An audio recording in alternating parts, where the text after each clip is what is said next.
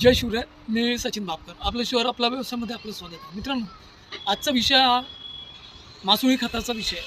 मासोळीपासून जे खत बनवलं जाते, आजचा विषय तो आहे. तर शेतकरी मित्रांनो, सेंद्रिय शेतीमध्ये मासोळी खताचं एक अलग महत्त्व आहे. मासोळी खत हे खूप पॉवरफुल खत आहे आणि बाकीचं खत जे ज्या पद्धतीने असते, जसं जीवामृत आहे, अजूनही बाकीचे जे काही खतं असते, त्याच्यामध्ये मासोळीचं खत हे खूप पॉवरफुल खत आहे.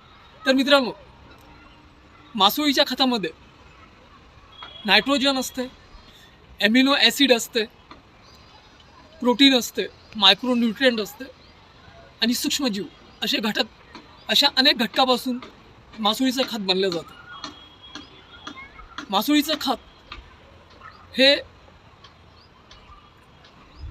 तुमचं रासायनिक खताचा खर्च हा एकदम कमी करतो. मासोळीच्या खतामुळे जमीन चांगली राहते, उत्पादन वाढते,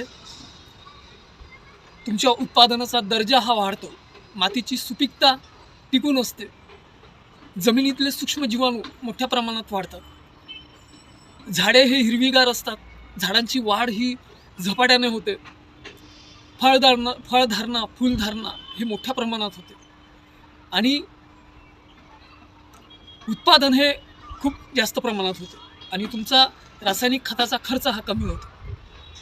मित्रांनो, मासोळीचं खत हे बनवण्यासाठी काही गोष्टींची गरज असते. जसं मासोळी आहे, त्याच्यानंतर काळा गूळ आहे, एक ड्रम आहे आणि एक लाकडी काठी. तर मित्रांनो यांना बनवण्याची प्रोसेस अशी आहे की 1 किलो 2 किलो तुम्ही एक 200 लिटरच्या ड्रमसाठी 2 किलो मासोळी घ्या, तिचे बारीक तुकडे करा आणि त्यानंतर ते ड्रम 100 लिटर पाण्यामध्ये ते ड्रममध्ये टाका आणि त्यामध्ये तुम्ही जेवढं प्रमाण मासोळीचं असेल तेवढंच प्रमाण तुम्ही गुळाचं ठेवा. तुम्ही 2 किलो मासोळी घेताय तर 2 किलो काळा गूळ घ्या आणि तो गूळ त्याला पाण्यामध्ये भिजू टाका आणि तो पूर्ण लिक्विड बनल्यानंतर ते मासोळीच्या ड्रममध्ये टाका आणि लाकडी काठीनी, घड्याळाच्या काठीनी तुम्हाला ते घुमवायचं आहे 60 वेळा.